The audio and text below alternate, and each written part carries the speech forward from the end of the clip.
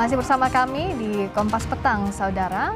Kami akan membahas saling lapor Ade Armando dan Sekjen PAN yang berlanjut setelah polisi memeriksa Sekjen PAN Edi Suparno. Apa kedua pihak terus melanjutkan kasus ini? Kita sudah bersama dengan dosen UI yang juga pelapor Sekjen, yakni Ade Armando, dan Wasekjen PAN Slamet Aryadi. Selamat sore, Bung Ade. Sudah sehat ya, Bung Ade? Alhamdulillah, insya Allah belum pulih benar, tapi sudah membaik 90% barangkali. Alhamdulillah, semoga lekas pulih total. Dan sudah bergabung juga Mas Slamet, apa kabar? Alhamdulillah, Mbak. Baik, Mbak. Senang kalau sehat juga. Saya ke Mas Slamet dulu. Jadi sebenarnya permasalahannya apa? Yang dipermasalahkan Sekjen PAN, Mas Edi, pada kuasa hukumnya Bung Ade ini apa? Ya, baik, Mbak. Yang pertama, yang kita permasalahkan kemarin, ada dugaan ini, Mbak. Ada dugaan pencemaran nama baik yang dilakukan oleh seorang kuasa hukum Bang Ade Armando terhadap Sekjen PAN dalam hal tweetan-tweetan yang dilakukan oleh yang dipost oleh Sekjen, sehingga berujung pada laporan. Oke, lalu? Nah, tentunya yang kemarin kita sudah melakukan suatu diskusi panjang di internal PAN, karena sebelumnya terkait masalah somasi yang dilayangkan oleh saudara kuasa hukum Mu'annas Alaidit, yaitu melalui DPP PAN. Tentunya kami bersikap atas nama Partai Amanat Nasional, karena ini juga menyangkut nama baik Partai Amanat Nasional. Tentunya kami juga melakukan langkah-langkah hukum yang terukur dan juga melakukan sesuai dengan langkah-langkah prosedur yang baik. Tentunya kami juga melakukan proses hukum, bukan berarti kami di sini melaporkan kuasa hukum Bang Ade di situ bukan melapor balik, tapi kami ada indikasi dan dugaan pencemaran nama baik yang mengarah kepada pribadi Sekjen saudaraku Edi Suparno dan juga mengarah kepada keluarga ataupun secara pribadi.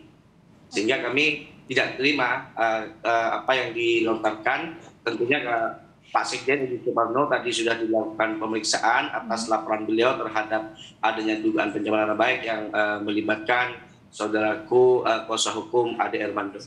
Oke, saya tanya ke Bung Ade, tadi ada dugaan pencemaran nama baik, keberatan dari pihak PAN.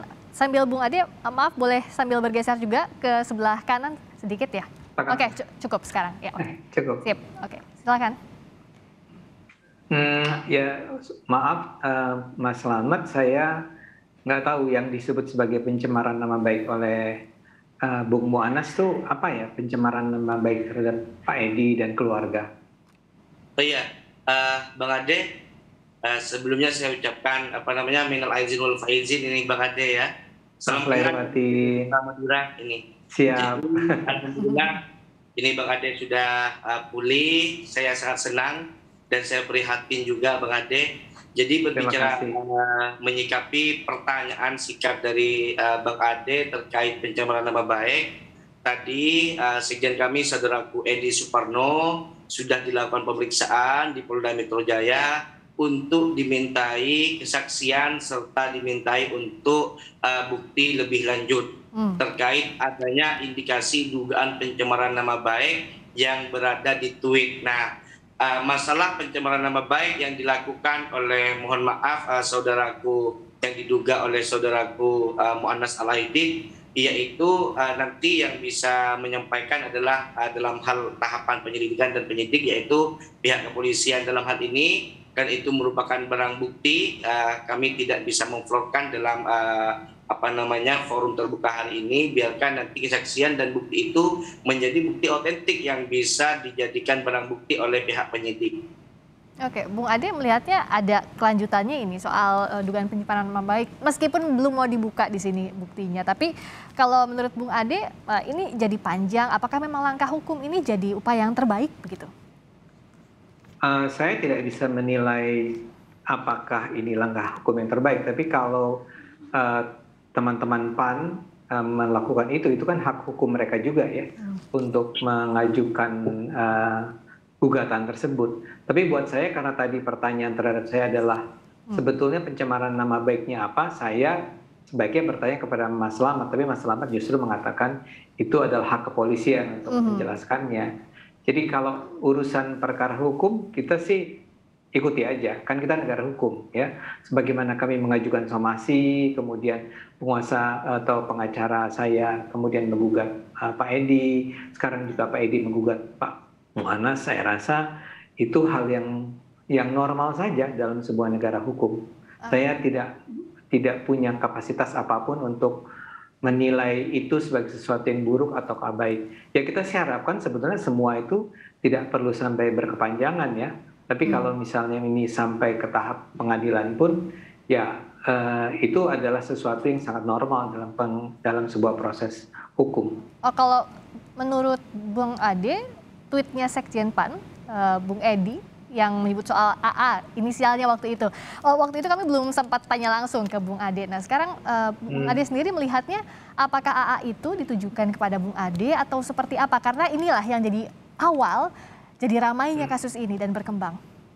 Ya, harus dijelaskan ya bahwa saya nggak tahu persis apakah Pak Edi itu melaporkan Mu'anas karena somasi yang disampaikan oleh Mu'anas atau bukan ya. Tapi kalau pertanyaan Anda adalah kaitannya dengan tweet Pak Edi, saya rasa kita memang kubu saya Mu'anas itu kan sejak awal memang sebetulnya cuma mengajukan somasi permintaan agar tweet itu ditarik ya, karena pernyataan penodaan agama itu dalam pandangan kami ya adalah jelas-jelas ditujukan kepada saya karena tidak ada orang lain waktu itu yang masuk dalam kategori itu. Sehingga buat saya kan ketika itu harus dikatakan hampir mati lah ya, hampir tewas gara-gara orang menuduh saya melakukan penodaan agama ya.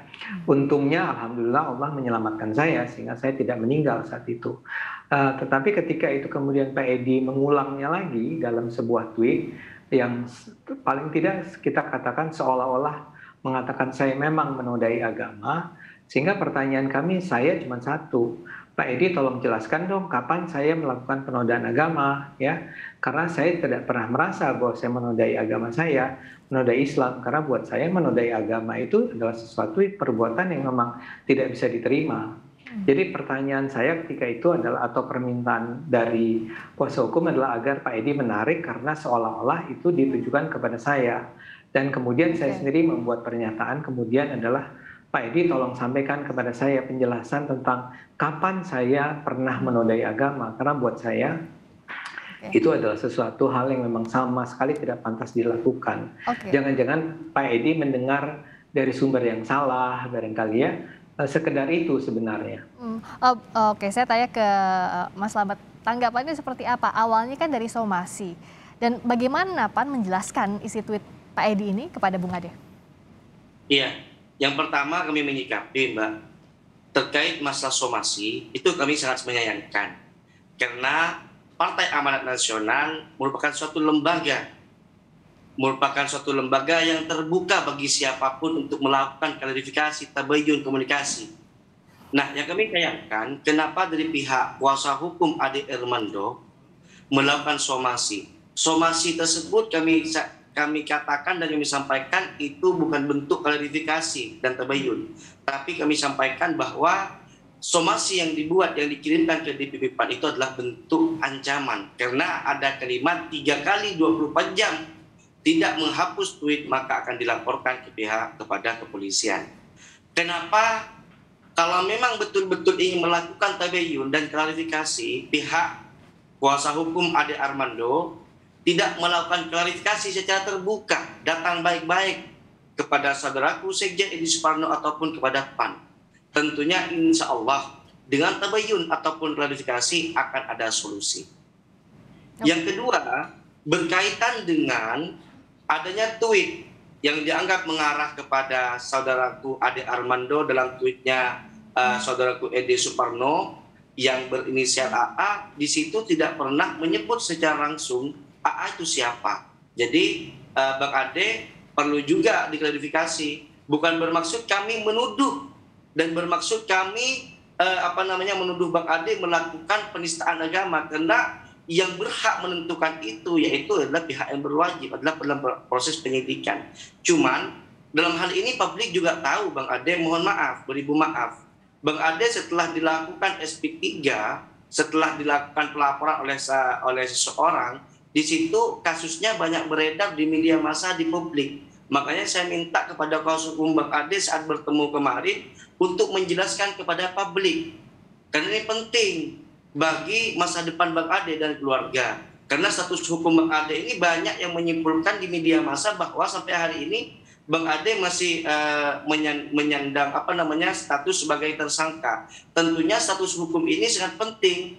Apalagi hari-hari ini sangat sensitif terkait penistaan agama. Jangan sampai nanti kalau memang Bang Ade tidak pernah melakukan penistaan agama terseret di kasus yang diduga melakukan penistaan agama. Jadi saya sarankan dari kemarin, daripada sibuk melakukan somasi dan sibuk melaporkan sekjen, lebih baik menjelaskan kepada publik duduk permasalahan kasus yang menimpa Bang Ade Armando, karena ini sangat penting. Oke, ini ada beberapa berarti yang dicatat. Yang pertama keberatan atas somasi, yang kedua tidak menuding Bung Ade, tapi di sisi lain juga ingin menjelaskan soal SP3-nya seperti apa. Silakan Bung Ade. Ya, artinya kan kesimpulan saya, walaupun Mas Slamet ini dengan sangat santun ya mengatakan bahwa tidak ada tuduhan langsung, tapi dengan mengatakan bahwa saya seharusnya menjelaskan tentang kasus tersangka saya itu, sebetulnya artinya saya simpulkan nih Mas Slamet, mudah-mudahan saya nggak salah, Pak Edi itu menganggap bahwa saya memang sudah menodai agama karena kasus yang membuat saya jadi tersangka itu. Sebenarnya kalau itu yang disampaikan kan juga jelas jadinya bahwa memang Pak Edi ini menganggap saya sudah melakukan penodaan agama, yaitu kaitannya dengan pernyataan saya Tuhan bukan orang Arab ya. Kalimat itu yang menjadikan saya tersangka waktu itu, dan itu baru sampai tahap tersangka, udah di SP3 ditersangkakan lagi karena ada pra peradilan, tapi kemudian di SP3 kembali oleh kepolisian. Kalau itu yang dianggap sebagai penodaan agama, ya sebetulnya saya ingin menanyakan kepada Pak Edi, kenapa kalimat saya itu dianggap sebagai penodaan agama ya, karena jelas-jelas kesimpulan Pak Edi adalah saya memang sudah melakukan penodaan agama. Itu saja sebetulnya buat saya sih yang terpenting ya. Saya senang saya diminta mengklarifikasikan itu. Saya bisa mengklarifikasikan kepada Pak Edi, tapi saya juga harus bertanya kepada Pak Edi, kenapa Pak Edi menilai bahwa saya sudah melakukan penodaan agama? Apakah karena kalimat Tuhan bukan orang Arab, atau Allah bukan orang Arab, atau ada kalimat-kalimat yang lain, atau hal-hal yang lain. Sebetulnya kan enak tuh kalau kita sebagai sesama orang dewasa itu bertukar pikiran semacam itu. Oke, silakan dijawab. Mungkin Mas Slamet bisa jawab. Nah, sementara kan yang perlu kami klarifikasi, Mbak, kalau dari bahasa Bang Ade tadi bahwa seakan-akan saudaraku Sekjen Edi Suparno ini menuduh beliau dalam melakukan penistaan agama. Makanya yang perlu kita pertegas hari ini bahwa tidak ada kalimat satupun yang menyatakan, yang menyebut Bang Ade Armando dalam tweetnya itu sudah melakukan ataupun diduga melakukan penistaan agama. Tidak ada. Memang ini terjadi miskomunikasi dan mispersepsi saja. Nah, tentunya tadi Bang Ade menyampaikan melakukan diskusi secara santai, secara terbuka, saya setuju Bang Ade. Tentunya kalau memang langkah awal yang dilakukan oleh saudara kuasa hukum Bang Ade Armando ini melakukan tabayun dan klarifikasi ataupun melakukan diskusi santai, tentunya benang merahnya ini akan terurai. Nah, ini yang belum tersampaikan sampai hari ini Bang Ade. Jadi tabayun ini belum ketemu. Dari tadi disebutnya tabayun, klarifikasi secara langsung, diskusi santai. Saya mau tanya ke masing-masing, saya ke Mas Slamet dulu. Jadi kalau misalnya ada diskusi, kalau ada klarifikasi, empat mata, apakah kemungkinan diselesaikan secara damai itu terbuka lebar, Mas Slamet? Kalau persoalan hari ini, Mbak, bukan persoalan masalah damai ataupun tidaknya. Persoalan hari ini, karena ini sudah kita bukan basi sih, karena ini kasus kami ini saudara Edi kasus hari ini yang menimpa saudara Edi Suparno ini bukan berurusan lagi dengan Bang Ade, karena yang dilaporkan itu adalah saudara kuasa hukum. Tapi artinya laporan hukum ini bisakah ada kemungkinan dicabut dan diselesaikan secara damai atau tidak, Pertanyaannya itu, Mas Slamet? Kalau masalah untuk hal mencabut ataupun tidak, kami hari ini tetap mengikuti prosedur hukum yang berlaku. Tentunya kami akan menghormati hukum. Terkait ini memang ada ada komunikasi yang lebih intens yang mengarah untuk melakukan klarifikasi yang lebih baik. Artinya dari pihak Ade Armando, saudara Ade Armando ataupun saudara Muannas Alaidit untuk melakukan komunikasi kita terbuka, Mbak. Cuma sampai detik ini pada prinsipnya kami saudaraku Edi Suparno tetap patuh dan tetap mengikuti prosedur hukum yang berlaku dan tetap mematuhi asas hukum yang berlaku juga. Oke, kalau Bung Ade menangkapnya seperti apa? Bisakah diselesaikan ini secara kekeluargaan tadi dikatakan ataupun diskusi terbuka, klarifikasi, tabayun begitu, Bung Ade? Ya, kalau kami kan sejak awal sebetulnya tidak pernah menutup kemungkinan terjadinya langkah-langkah semacam itu ya.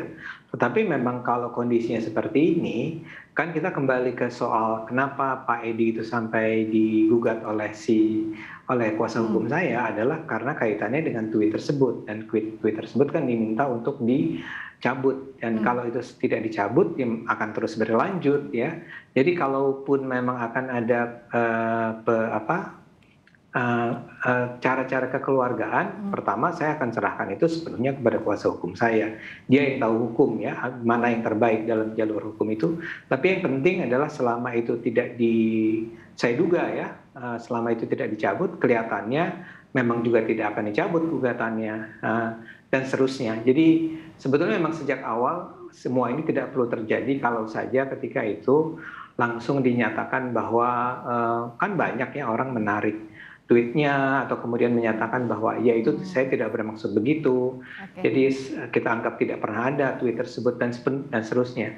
Jadi saya sendiri bukan termasuk orang yang zero sum game ya, menang dan kalah sepenuhnya. Saya sebagai Muslim selalu menganggap bahwa selalu ada cara ya damai atau apapun. Tapi kita lihatlah ya. Dan ini tergantung pada kuasa hukum saya juga. Oke, wait and see. Karena nasi sudah jadi bubur, tapi apakah buburnya bisa dikasih topping kerupuk, ayam dan lain-lain agar kembali damai dan berakhir kekeluargaan? Kita lihat nanti. Terima kasih. Kita lihat. Terima kasih. Dosen UI yang juga Wasekjen Ade Armando. Terima kasih Wasekjen PAN, Mas Slamet Aryadi. Terima kasih.